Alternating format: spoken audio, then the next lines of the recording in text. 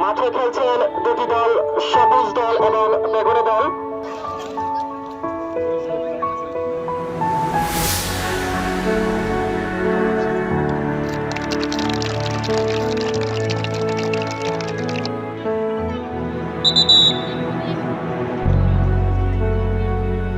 আমরা দেখতে পাচ্ছি আমাদের কাঙ্ক্ষিত ফুটবল ম্যাচটি শুরু হয়ে গেছে।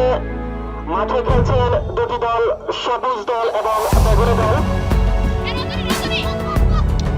উপস্থিত আছেন কাজী ইমদাদুল হক, ভিজিবিলিটি অ্যাডভাইজার, ICRC। বাংলাদেশে প্রথমবারের মতো অনুষ্ঠিত করতে যাচ্ছে, আপনারা যেটা দেখতে পাচ্ছেন নারী এমপুটি প্রদর্শনী ম্যাচ।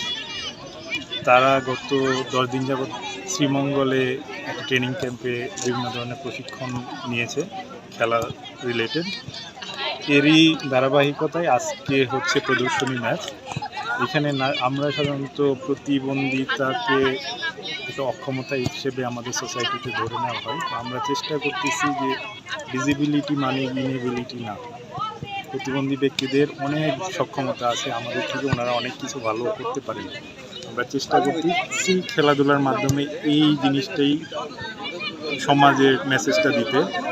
আমরা বাংলাদেশে যারা আর্টিফিশিয়াল কৃত্রিম পা নিয়ে কাজ করে তাদের কাছ থেকে একটা ডাটা বেস নিয়ে প্রায় 300 মানুষকে ফোন দিয়েছি।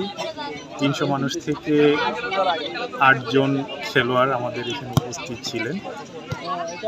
আমাদের যেটা দেখা যাচ্ছে যে পরিবার প্রতিবন্ধী নারীদেরকে ওইভাবে হয়তো সহযোগিতা করছেন না, যে কারণে অনেকের আমাদের ক্যাম্পে 20 জনের আসার কথা ছিল, কিন্তু আলটিমেটলি 8 জন এসেছে।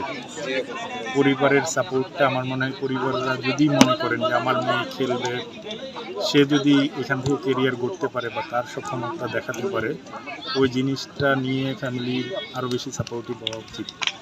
বাংলাদেশের বিভিন্ন প্রান্ত থেকে 8 জন এসেছেন।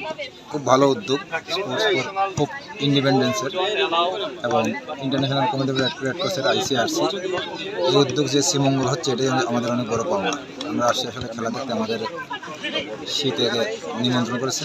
ওদের যে অনুপ্রেরণার জন্য আমরা যা কিছু দরকার আমরা তাই করব।